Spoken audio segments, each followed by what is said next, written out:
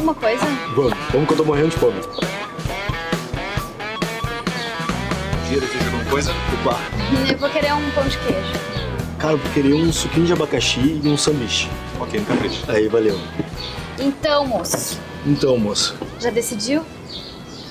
Sim, eu pedi um suquinho de abacaxi e um sanduíche. Ixi. Essa pérola da internet é muito boa mesmo. Mas eu não tava falando sobre isso. É que amanhã já é sexta e domingo é a eleição, né? Ah, lá vem você de novo com essa história. Sempre martelando minha consciência, né, Liara? Ai, ainda bem que você tem consciência, Marcos. Aí a minha causa não é perdida. É, mas só que tudo que é imposto não é bom. A palavra já diz imposto, o que vai contra a liberdade. Ah, me deixa, vai. Ai, eu deixo, Marcos. Eu só queria saber se você já decidiu, se vai viajar mesmo. Eu não tô querendo impor nada. Ah, não. E outra, que o imposto, ele tem o seu devido retorno, não é tão mal assim. Aliás, trazendo o devido retorno, não é de mal nenhum. Ah, o governo cobrando os impostos e você cobrando votos. Ai, Marcos, eu só queria que você fosse um pouco mais atuante. Mais atuante nas decisões políticas em relação ao governo, quanto nas decisões políticas estudantis. É, pra quê? Pra eu me decepcionar, como sempre? Olha, muitas vezes existem muitas decepções nos processos, sim. Mas acredito que em todos os processos da vida, quem nunca se decepcionou com um amor, com um amigo, com um lanche? Mais alguma coisa? Não, obrigado. Com licença. Sim, mas já aconteceu várias vezes. Tá, Marcos, então me diz com toda a sinceridade que eu sei que você tem. Beleza. Você já teve decepções com amigos, com amor, certo? Sim. E em função disso, você nunca mais vai querer ter uma nova amizade ou tentar um novo amor?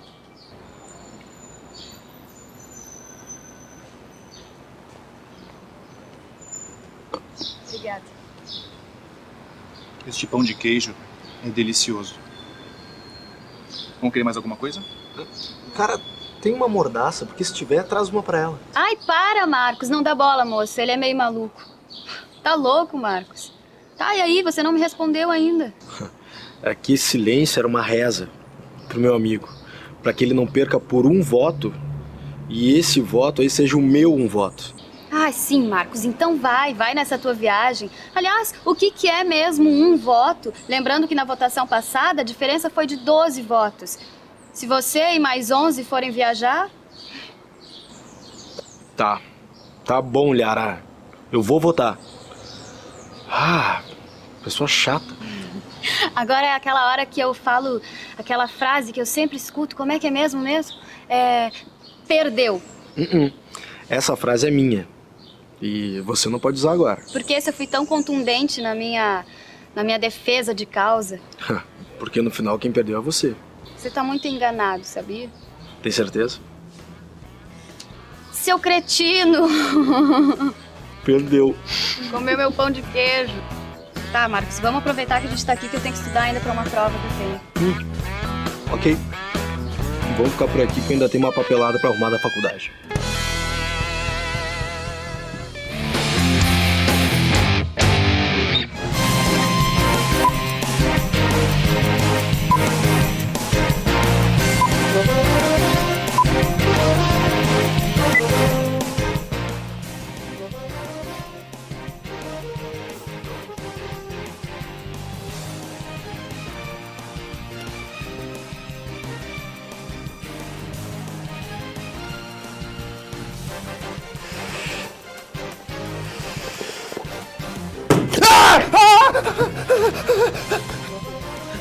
Olá! Olá.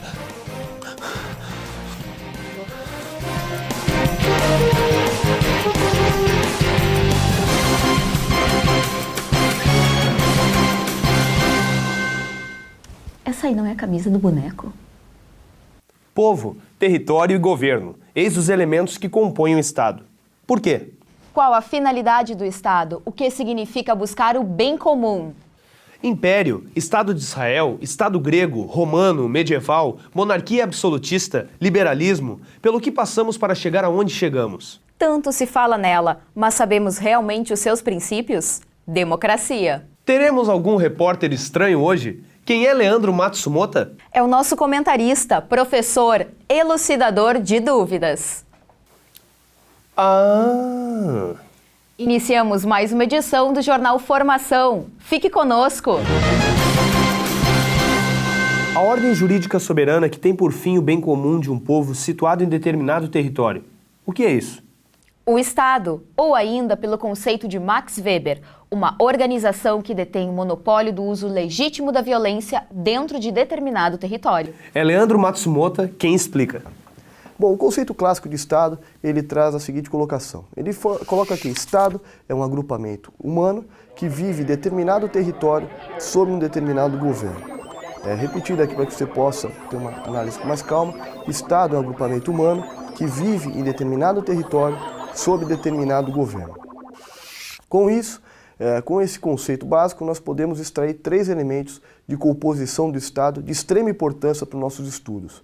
O primeiro elemento de composição seria o povo, ou seja, o agrupamento humano, quando eu coloco essa questão do agrupamento humano. O povo, então, ele é o primeiro elemento de composição do Estado. Lembrando a vocês que nós temos que diferenciar o povo, a população e a nação. O povo é aquele que possui um vínculo jurídico com aquele Estado. É aquele que possui uma vinculação de fato com o Estado ao qual ele pertence. Ou seja, a população, já de uma outra forma, a população é a quantidade numérica das pessoas que ali vivem, que diferentemente do povo que nós acabamos de ver. O território, Kelsen foi um grande pensador aqui sobre a questão. Peraí, que importante pensador é esse? Eu não sei. Vai pra web.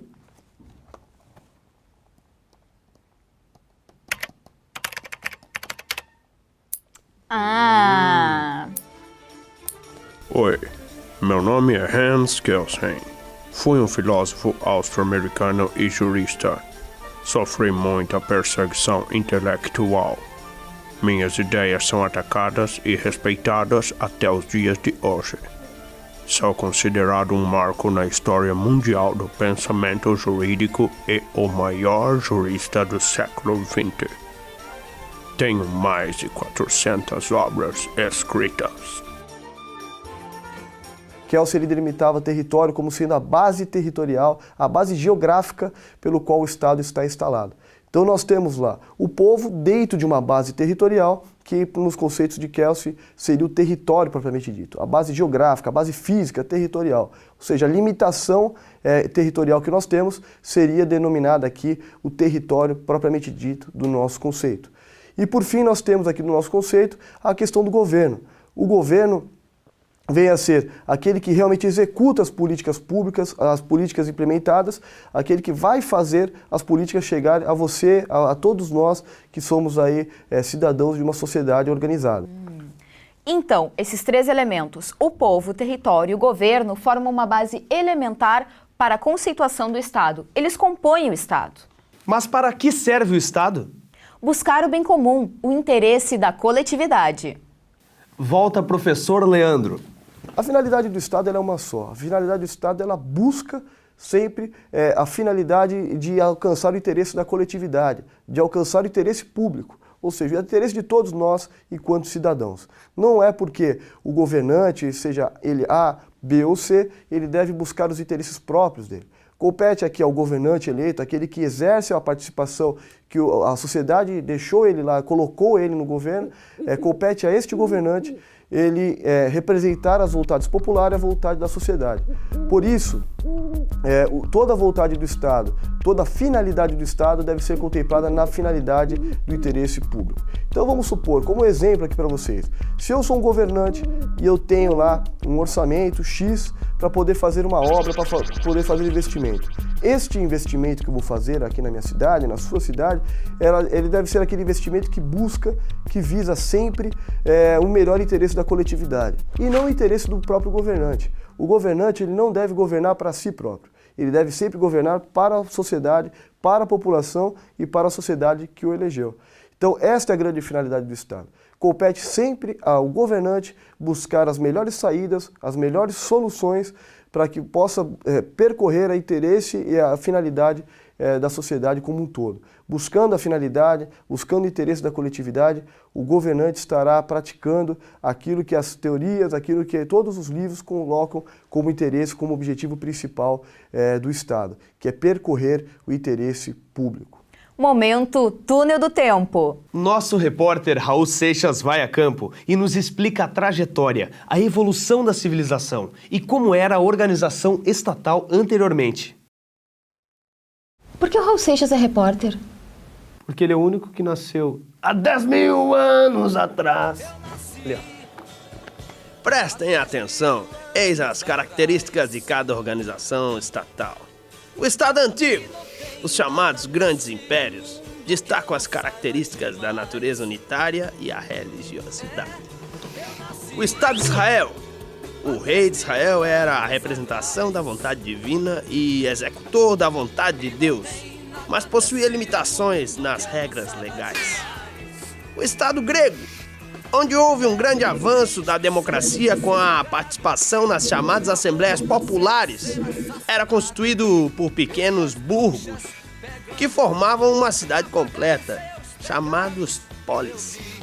Estado romano, dividido em duas classes, os patrícios, membros da nobreza e pertencentes à família, e os clientes, servidores da família. Estado medieval, o Estado que consagrou a supremacia da lei. Monarquia absolutista, fortalecimento do poder central, o rei representava a vontade soberana. Liberalismo, os homens nascem livres e iguais em direitos. Marcado por grandes diferenças sociais, chegou ao limite em que ou ocorreria sua reforma ou acabaria perecendo. E enfim chegamos à democracia. Foi no século V a.C. que o termo surgiu. Democracia, Fica a dica. ela vem da origem da palavra demos kratos, significa governo do povo. Ou seja, na democracia, no governo democrático, nós temos a participação popular nas decisões governamentais. O que isso é muito importante, para que nós, enquanto cidadãos, podemos participar de uma forma ativa nas decisões governamentais. Vamos supor, na sua casa, na sua escola, no seu trabalho, são os ambientes onde você vive, nesses ambientes onde você frequenta, onde você vive, onde você pratica o seu cotidiano, você pode participar das decisões. Isso aqui hoje no governo, quando nós falamos de um governo democrático, você tem a participação de nós, cidadãos, dentro das questões governamentais. O que isso difere muito dos governos que nós já vivemos no nosso país e que nós acompanhamos em alguns países ainda hoje da nossa atualidade. Então, quando nós falamos em democracia, nós falamos em participação do povo nas questões de governo. Nós falamos hoje que, graças a Deus, nós vivemos num país democrático, um país onde a própria Constituição Federal assegura o Estado democrático de direito, desde a sua parte do seu prefácio constitucional, ela coloca como a democracia como um dos pilares da nossa Constituição Federal. Então, por conta disso, que nós podemos hoje comemorar esse passo que nós demos avante aqui nos princípios e principalmente nessa questão onde envolve a participação de todos nós enquanto cidadãos nas decisões governamentais. Voltaremos no próximo bloco para responder a pergunta. Sim, entendi como surgiu a democracia, mas para que serve na prática? Quer aprofundar seus conhecimentos sobre a formação do Estado e as formas de governo? Sugerimos o curso básico de formação política da Fundação Ulisses Guimarães. Que feio! Não tem vergonha de ficar fazendo propaganda dos nossos cursos assim de forma tão explícita? Grande coisa, eles são bons mesmo. Comerciais. Povo brasileiro, não ponha as suas crianças nas ruas para mendigar, pois a saída de nossos problemas é a educação. Se você não teve sua chance, dê-la seus filhos então, mesmo que não seja ainda o momento de lutar pela revolução. Certamente se passou o tempo de buscarmos passa nossa conscientização. As crianças são o futuro, mas o presente depende muito de você. Não venda sua identidade cultural. Esse é o maior tesouro que um país pode ter.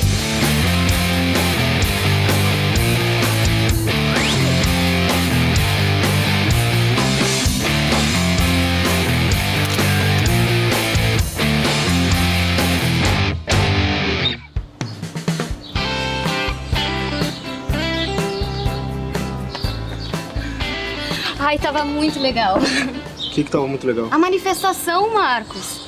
Aliar a manifestação com um sol desses. Ai, você não entende mesmo, né? Ai, pior é que eu tenho que estudar pra aquela prova ainda e eu tenho aquele trabalho que eu tô super sem ideia. Bom, quanto à prova, eu não tenho muito o que fazer. Mas quanto ao trabalho, eu posso te ajudar a pensar em alguma coisa. Sobre o que é o trabalho. É sobre o Estado, suas subdivisões e pra que servem. Eu até sei, só que eu tô meio sem criatividade. Bom, mas de boas ideias eu tô cheio. Eu serei meio maquiavélico. Ah, entendi a sua piadinha. Mas você tá bem longe de ser um príncipe. É, eu tô mais pra um bóbio. Nossa, como a gente tá culto, né? Sabe, eu sei sobre o assunto, só que eu tô sem criatividade, eu tô sem ideia, eu não sei. Me ajuda, Marcos. Ok. Você tem que fazer uma explanação, né? Uma explanação do seu surgimento a partir do século XII? 13. Ah. Bem... já tentou alguma coisa de Weber? Não, eu quero alguma coisa que tenha uma correlação com a atualidade, sabe? Mais dos dias de hoje, que... não sei... As pessoas, elas falam sobre Estado, mas muitas vezes elas não sabem definir muito bem. É, tô vendo. Para, é sério, Marcos. Quem sabe... Ah, Liara, você que é toda politizada, cultura política, e tá tentando me converter a todo custo. Tá. Você pode trabalhar com o evento que tá acontecendo atualmente aqui na faculdade. A eleição de diretor acadêmico. Tá, mas eu não vejo uma correlação direta nisso. Assim, você pode fazer uma correlação entre o diretório acadêmico e o Estado. É uma boa isso. É, você pode fazer, dentre as subdivisões que a gente tem no Estado, são as três, né? Território, povo e O governo. o governo. Você pode correlacionar os estudantes com o povo, a faculdade com o território e o diretório acadêmico com o governo. Lindo. O problema disso tudo é que a minha moral anarquista, antipolítico, vai lá embaixo, né? Eu já tô até vendo ano que vem, ó. Marcos pra presidente do DA. Aham. Vai vendo. Daí você pode botar um vestido em mim e me largar correndo no campus, que eu vou estar louco. Olha que eu vou começar a cobrar antes mesmo de fazer a campanha pra você. Olha, pra me envolver em candidatura de cargo eletivo, não vai ser muito cedo que vai acontecer isso. Mas eu curti a ideia. O povo, os estudantes, o governo, o diretório e o território, a faculdade. Isso aí. Beleza, meu lindo. Lindo? Um príncipe lindo? Hã? Olha, eu vou estudar, porque senão eu não vou passar nessa prova mesmo. Ok. Também eu vou baixar a cabeça aqui.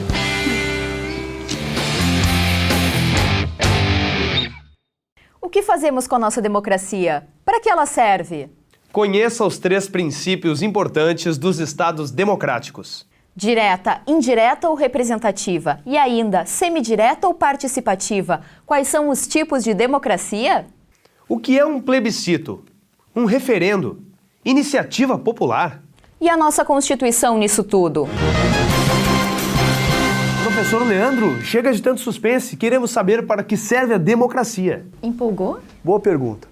A democracia, nós falamos tanto na democracia, no Estado democrático, e nós temos extrema dificuldade em entender para que serve a democracia.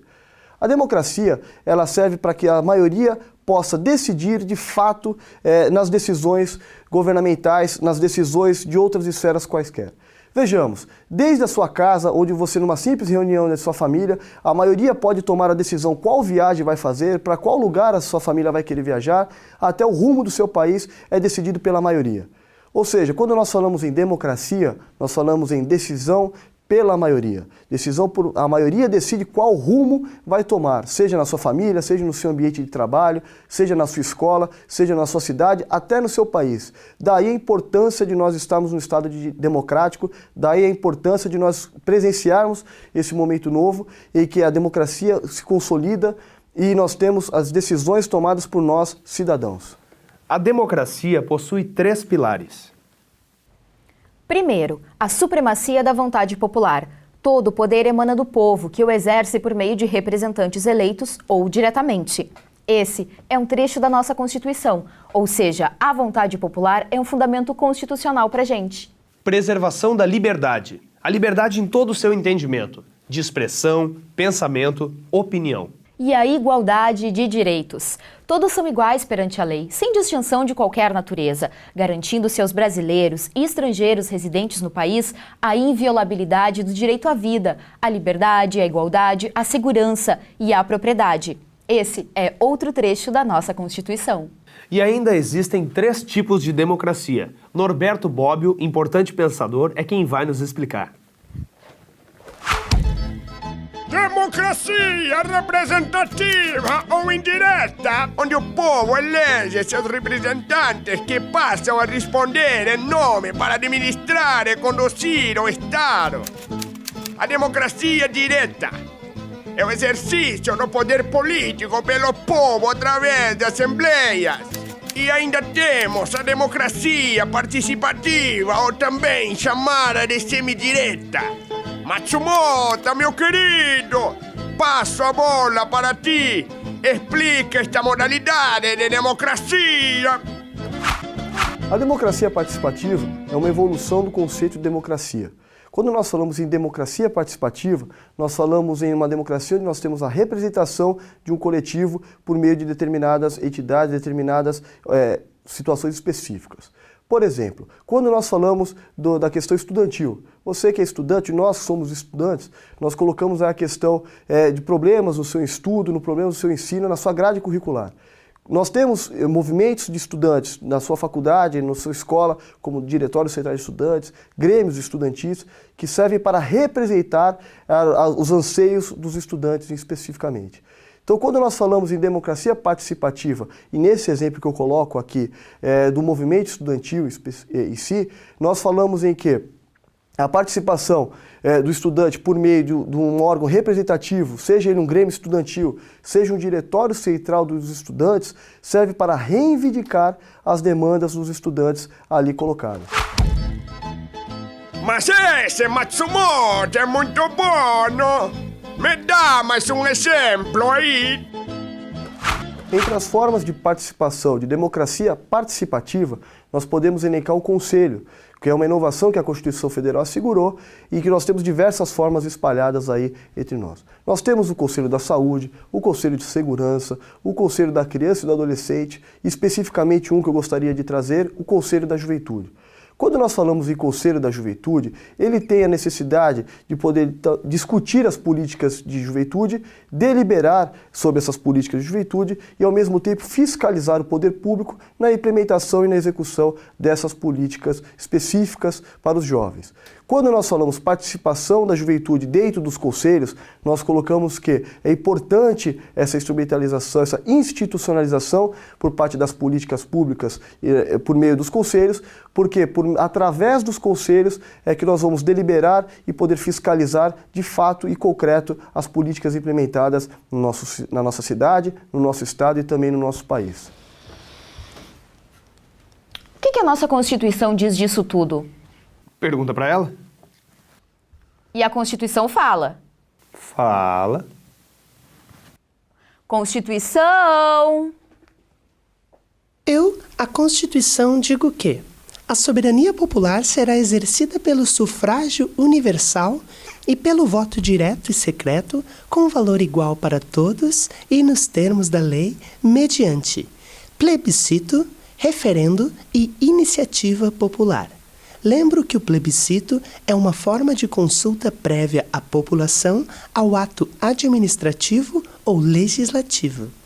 Referendo é uma consulta à população feita posterior ao ato administrativo ou legislativo com o fim de ratificar ou rejeitar o ato.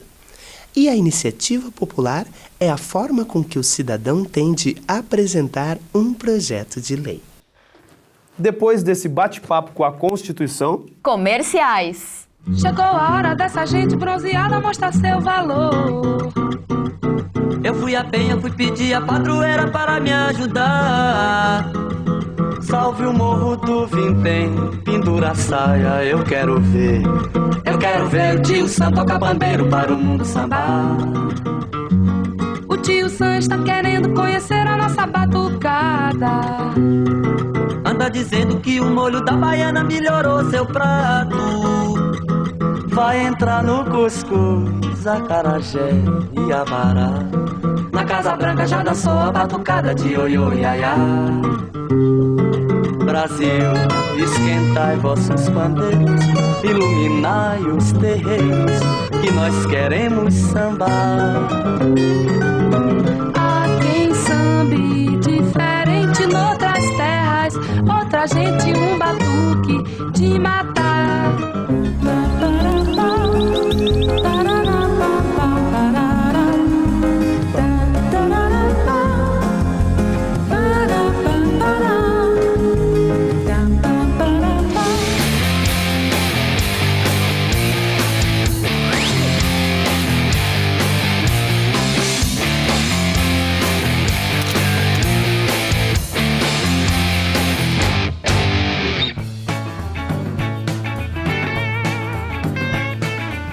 Vocês viram a reforma que fizeram no prédio? Sim, ficou muito bom, assim. Ficou legal porque agora eles fizeram banheiros para deficientes também, né? Aham, o acesso tá muito mais fácil. Tem bem mais gente circulando aqui agora. Fora que ficou bonito, assim, todo pintado, tava tão velho, né? Destruído. Tudo tá mudando por aqui. Que livros são esses? São os livros aqui da casa. Bem interessantes. Que legal. Você pode alugar eles de vez em quando, eu acho.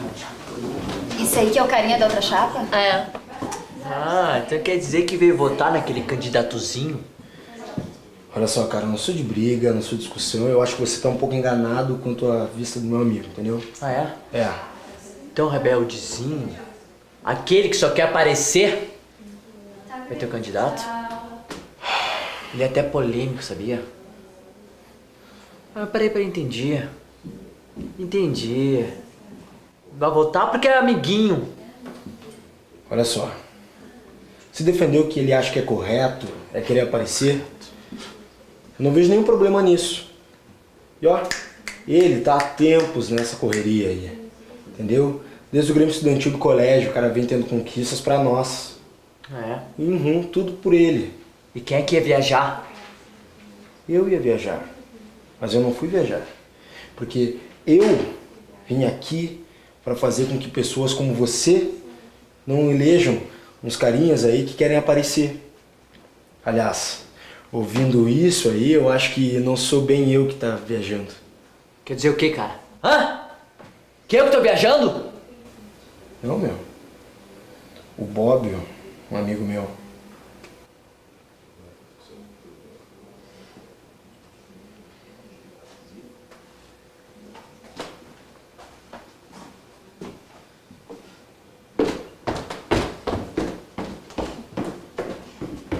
É esse cara aí, ó, que fica me tirando de sério. Ai, calma, Marcos. Falou super bem. Você acha? Sim, além do mais, ele nem entendeu o que você tava falando. Tirou a maior onda com o cara e ele nem percebeu. Sabe que eu vi a proposta do meu amigo? O cara é bom. Ele quer trazer debate, palestras. A galera vai adorar. E o histórico é muito bacana. Ai, que legal. E sabe que futuramente ele pode se tornar um bom político. Sem dúvida. E eu ouvi um mocinho falando que todos os políticos não prestam. Tô gostando de ver, Marcos. Liara, olha só, não vamos voltar, tá? Dá vontade de ir embora. E não votar só pra deixar furiosa. Eu acho que é isso que eu vou fazer, tá? Ó, Não, Marcos, peraí. perdeu. Não cabe mais raiva dentro de mim. Vamos logo votar. Tá, mas que vamos almoçar. Depois a gente... Oi, tudo bem? Tudo. Oi. Aí.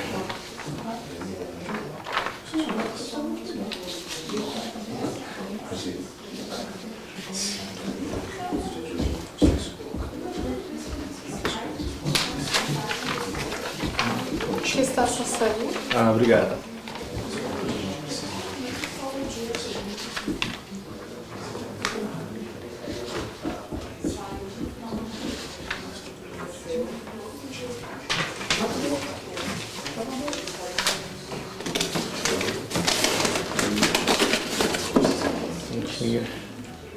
Aí. Parabéns, tô orgulhosa de você, Marcos. Tchau, menina. Tchau. Ah, Liara, olha só. Pergunta pra ele se ele não tem umas caixas daquelas, nossa, pra gente levar pra casa. Mas, ô Marcos, pra que você quer caixas? Porque se você tá com tanta raiva, assim, de sobrar de raiva, a gente põe na caixa. Eu vou fazer você engolir essa caixa.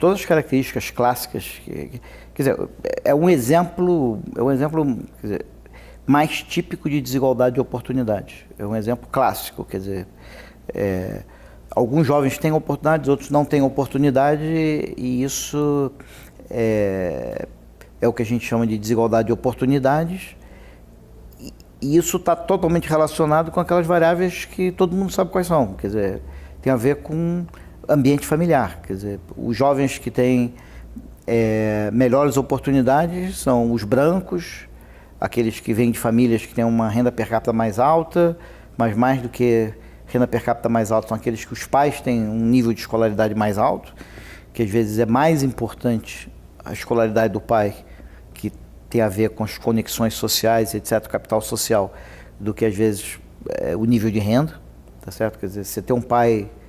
Se você puder escolher entre um pai que tem uma renda um pouco mais alta ou uma escolaridade um pouco mais alta, em termos de oportunidade, você vai ter mais oportunidade se o teu pai tiver uma escolaridade mais alta. Então, as oportunidades estão mais relacionadas à escolaridade do teu pai do que, na verdade, à renda do teu pai.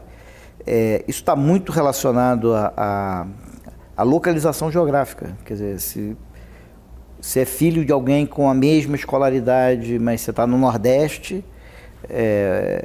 ou numa cidade pequena do interior, você vai ter menos acesso à informação, menos acesso à escolaridade do que alguém que é mais pobre e o pai tem um pouco menos de escolaridade que está num grande centro. Daí, o incentivo para o jovem convergir para os grandes centros, que é onde tem mais oportunidades. Durante a Segunda Guerra Mundial, a fecundidade caiu muito. Quer dizer, as pessoas não tinham filhos durante a Segunda Guerra Mundial, né?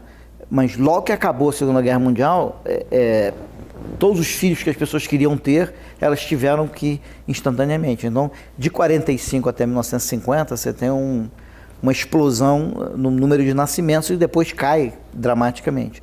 Então, você gerou, na verdade, um grupo enorme de pessoas na Europa e nos Estados Unidos.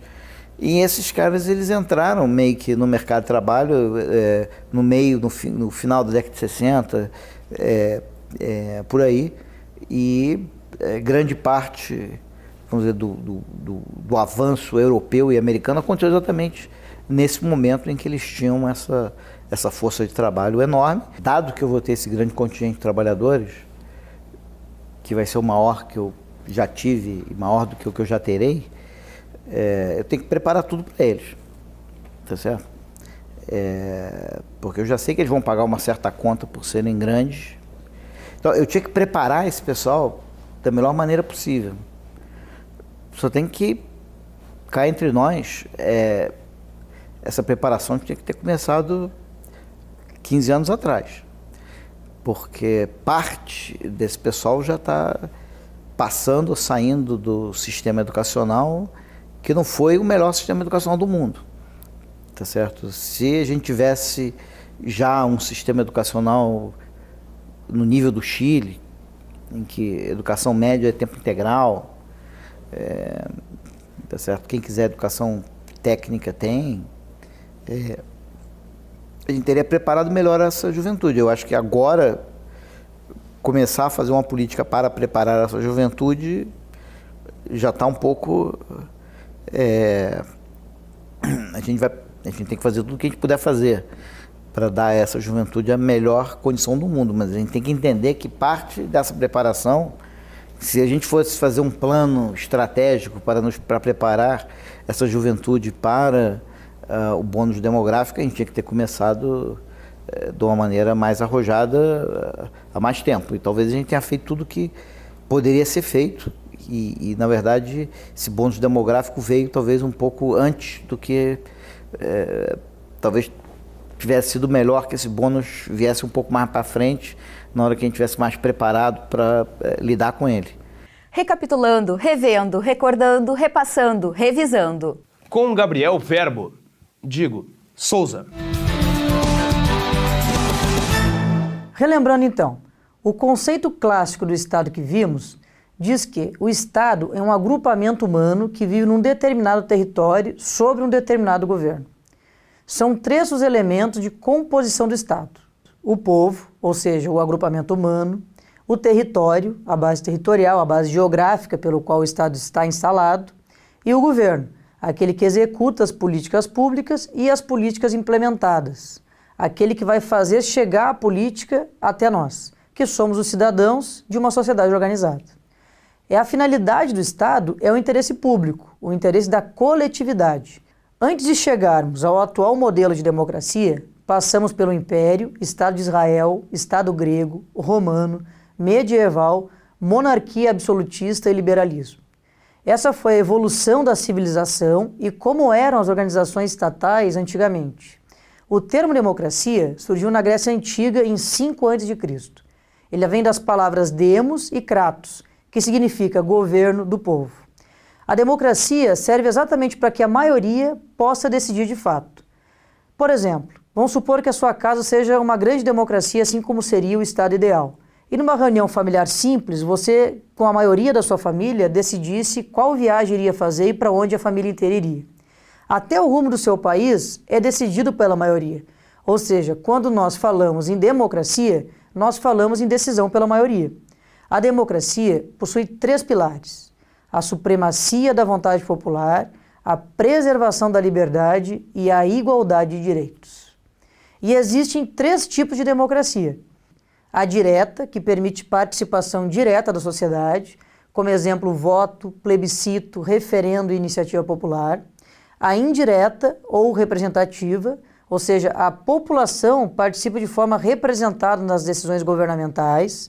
O mandato de um representante eleito, um vereador, um deputado, é uma forma de democracia indireta; e a semidireta ou participativa, que é uma mistura dos dois. O nosso sistema democrático adotado aqui no Brasil é isso.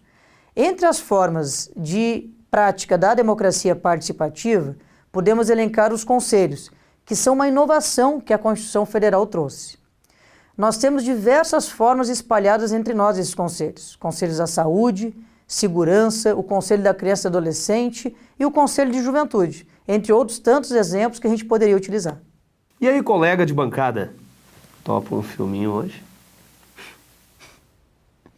As sugestões de filme são: no auge da expansão geográfica do Império Romano, o general Lívio comanda a nova política do imperador Marco Aurélio, que quer a pacificação de fronteiras e a adoção para os povos conquistados de uma certa autonomia. Assista A Queda do Império Romano. A verdadeira história do que aconteceu nas ruas de Seattle durante os protestos contra a Conferência da Organização Mundial do Comércio, em 1999. Confira A Verdadeira Cara da Democracia. Revolucionários que promulgaram a Declaração de Direitos do Homem implantaram agora um regime onde o terror impera. Confiando no apoio popular, Danton entra em choque com Robespierre, seu antigo aliado que detém o poder. Sugerimos Danton, O Processo da Revolução. Para Para a fixação de tudo o que foi dito hoje, dividam-se em grupos e citem 5 atividades essenciais executadas pelo Estado, por ordem hierárquica, do mais importante ao menos importante. 5 méritos e 5 falhas da democracia no Brasil de hoje. Lembre-se que as respostas devem ser elaboradas em grupos e, ao final, cada grupo debate suas respostas com os demais.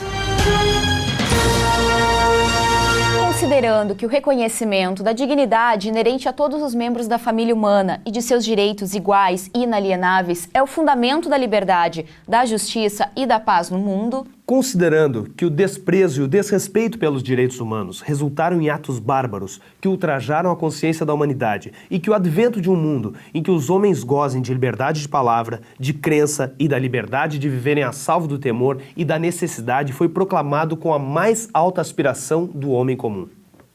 Considerando essencial que os direitos humanos sejam protegidos pelo Estado de Direito para que o homem não seja compelido, como último recurso, à rebelião contra a tirania e a opressão. A presente Declaração Universal dos Direitos Humanos como ideal comum a ser atingido por todos os povos e todas as nações. Com o objetivo de que cada indivíduo e cada órgão da sociedade, tendo sempre em mente essa declaração, se esforce através do ensino e da educação por promover o respeito a esses direitos e liberdades e pela adoção de medidas progressivas de caráter nacional e internacional por assegurar o seu reconhecimento e a sua observância universais e efetivos, tanto entre os povos dos próprios Estados-membros, quanto entre os povos dos territórios sob sua jurisdição. Nos despedimos hoje com esse trecho da Declaração Universal dos Direitos Humanos, declarada e promulgada na Assembleia Geral das Nações Unidas, em 10 de dezembro de 1948. Até mais! Até mais!